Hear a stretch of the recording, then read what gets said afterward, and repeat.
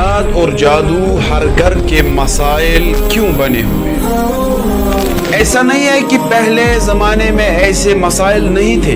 کیا ان جادوگروں کے پاس اس جن کو نکالنے کی وہ طاقت ہے جس کو اللہ نے خود اس انسان پر مسلط فرمایا ہو؟ الحمدللہ رب العالمین والصلاة والسلام علی اشرف الانبیاء والمرسلین والحمدللہ رب العالمین. جنات اور جادو ہر گھر کے مسائل کیوں بنے ہوئے؟ تو اس کی وجوہات میں سے پہلی وجہ ہے وہ ہے حسد.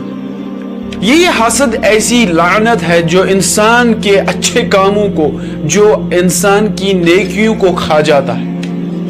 یہی حسد ہے جس وجہ سے آج ایک مسلمان دوسرے مسلمان پر جادو کرتا ہے.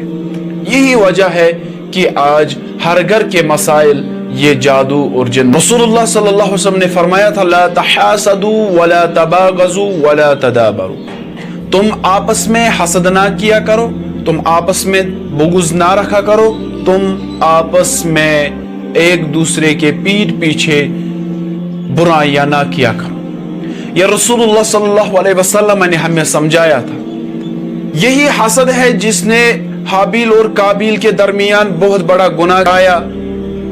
یہی حسد ایک ایسی آگ ہے جس نے آدم علیہ السلام اور حوا علیہ السلام کو جنت سے نکلوایا. وہ یہی حسد تھا. یہی حسد تھا جس میں یوسف علیہ السلام کو اپنے بھائیوں نے ایک کنویں میں ڈالا. یہی حسد ہے جس وجہ سے آج ایک مسلمان دوسرے مسلمان پر جادو کرتا ہے. یہی وجہ ہے کہ آج ہر گھر کے مسائل یہ جادو اور جنات کے ہیں.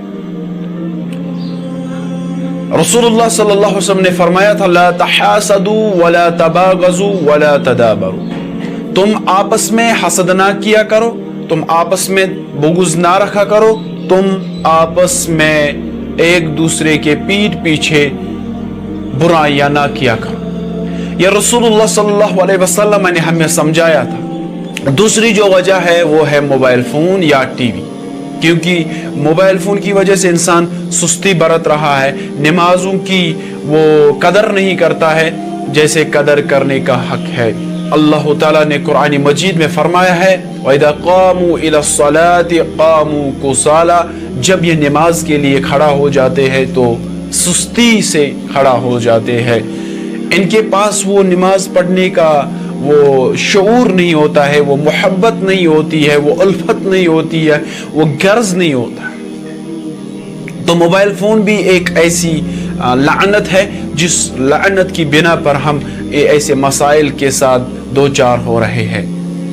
موبائل فون، اسی میں ہم میوزک سن رہے ہیں، اسی میں ہم ننگی تصاویریں بھی دیکھ سکتے ہیں، اسی وجہ سے ہم اپنی لڑکیوں کو بے پردگی کے عالم میں دیکھ رہے ہیں. اور یہی ٹی وی ہے جس وجہ سے ہمارے گھروں میں شیاطین داخل ہو سکتے ہیں. کیونکہ شیطانوں کا غذا ہے میوزک. پہ میوزک عام ہو جاتا ہے تو ہمارے گھروں میں جنات اور جادو عام ہو رہے ہیں.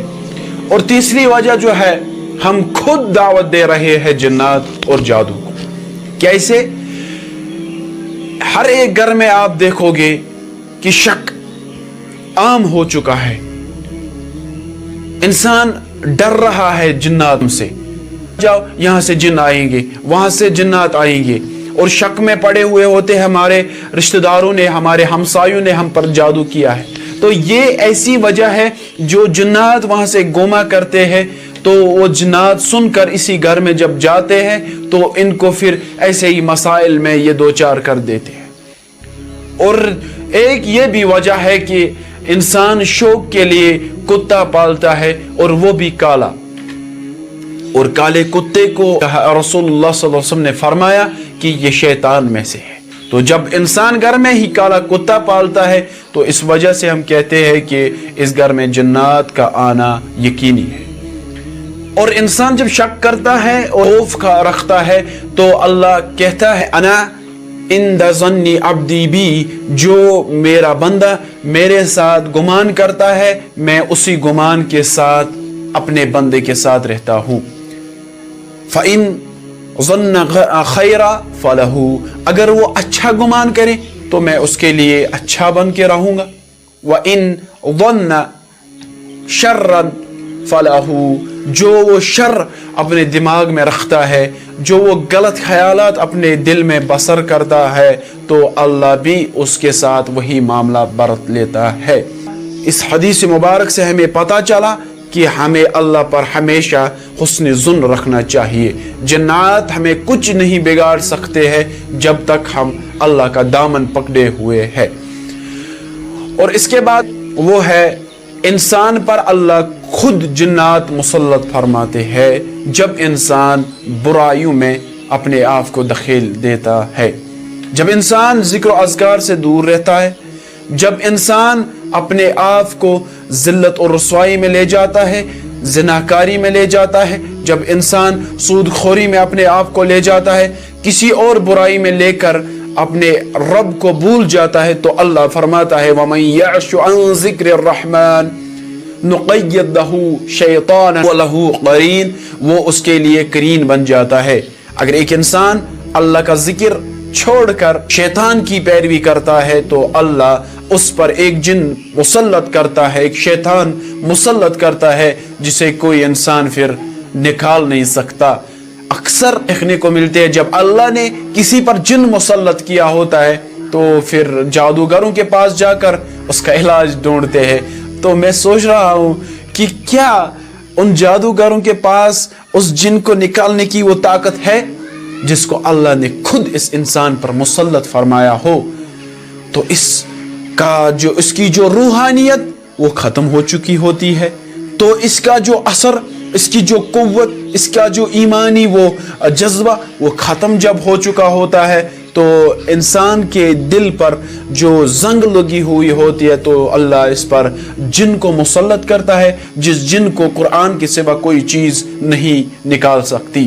تو اسی لیے رقیہ کرنے والے معالجین ان کے پاس جا کر انہیں رقیہ شرعیہ کرتے ہیں. اس میں کچھ دعائیں حدیثوں سے لی جاتی ہے، کچھ دعائیں قرآن سے لی جاتی ہے. تو جب اس پہ پڑھی جاتی ہے تو اس کا دل جو ہے وہ صاف ہونا شروع ہو جاتا ہے، جو اس کا ایمان وہ بڑھنے کو ملتا ہے. تو اسے پھر مریض کو قرآن پڑھنے کے لیے معالجین دیتے ہیں. ایسے قرآن کی آیات پڑھتے رہنا. آپ کا ایمان جب بڑھ جاتا ہے، اس کا ایمان جب بڑھ جاتا ہے، اللہ اس کے پاس جو شیطان مسلط کیا ہوتا ہے اللہ اس شیطان کو نکالتا ہے. اللہ اس کو جذبہ ایمان بخشتا ہے، اللہ اس کا دل وزندار بناتا ہے، اس کا دل قوی بناتا ہے. تو اس کے بعد یہ انسان کسی اور کو ڈرنے کے لیے تیار نہیں ہوتا ہے، تو انسان خود بخود ٹھیک ہو جاتا ہے. تو ایسے جب مسائل گھروں میں ہو تو ان کو رقیہ شرعیہ سناؤ اور ان کو قرآن پڑھنے کی تلقین دو، نماز پڑھنے کی تلقین دو. جو وجہ اس کے بعد ہمارے پاس ہے وہ ہے کہ انسان ہر رات میں جب سوتا ہے تو شیطان اس کی گدی پر 3 گرہیں لگاتا ہے. رسول اللہ صلی اللہ علیہ وسلم نے فرمایا، صحیح البخاری کے حوالے سے اور صحیح مسلم دونوں میں یہ حدیث موجود ہے، اس کے بغیر بھی کچھ کتب میں یہ حدیث موجود ہے. رسول اللہ صلی اللہ علیہ وسلم نے فرمایا یأکد الشیطان علی کافیت الرأس احدکم اذا نام 3 عقد. جب بھی انسان سوتا ہے اس کی گودی پر شیطان رات کو 3 گرہیں لگاتا ہے. اور رسول اللہ صلی اللہ علیہ وسلم نے فرمایا ہے کہ یضرب کل عقدۃ علیک لیل طویل. رسول اللہ صلی اللہ علیہ وسلم نے فرمایا ہے کہ یہ شیطان آپ کو صبح اٹھنے سے دور رکھتا ہے. شیطان کہتا ہے کہ سو جا، ابھی ٹائم ہے، ابھی رات بہت زیادہ، سو جا، ابھی ٹائم ہے. ان استيقظ فذكر الله انحلت عقدہ. جب یہ انسان صبح اٹھتا ہے اللہ کی تعریفیں کرتا ہے، الحمدللہ الذی احیانا بعد ما اماتنا والیہ النشور.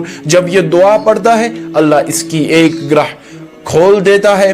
فإن تودع، جب یہ وضو کرتا ہے، انحلت عقدہ، اور اس کی دوسری گرہ کھل جاتی ہے. فإن صلى انحلت عقدہ، جب یہ نماز پڑھتا ہے اللہ اس کی تیسری گرہ بھی کھول دیتا ہے. اگر نماز نہیں پڑھی वज़ू नहीं किया और सुबह दुआ नहीं पढ़ी तो इसकी जो ये ग्रह लगी हुई होती है तो ये बढ़ जाती है तो इसका एक दिन बड़ा जादू बन जाता है, जो जादू इसे फिर कोई जादूगर पीर खोल नहीं सकता। इसका सुकून ख़त्म हो चुका होता है और इसकी अंदरूनी बीमारियां लग चुकी होती है। और इसके बाद भी एक वजह है, वो है सुबह शाम के अज़कार में इंसान लापरवाही बरतता है। तो हिफाजती तदाबीर जो रसूलुल्लाह सल्लल्लाहु अलैहि वसल्लम ने फरमाई है वो हमें करना ज़रूरी है, तब जाके हम जिन्नात और जादू से बच सकते हैं। तो अब इलाज क्या है? इलाज है नमाज की पाबंदी करनी है, ज़िक्र अज़कार का लिहाज करना है, सुबह शाम के अज़कार में लापरवाही नहीं करनी है, ऐसे ही तिलावत कुरान करना है, घर में जाते वक्त सलाम करनी है और दरवाज़ों को बिस्मिल्लाह करके बंद करने हैं। तो शाम के बाद अपने बच्चों को घर में ही रखना है। और जब हम ऐसे काम करेंगे तो अल्लाह हम सबको इंशाअल्लाह इन मसाइल से बचाएंगे। अल्लाह हमें इन बातों को समझने की तौफीक दे।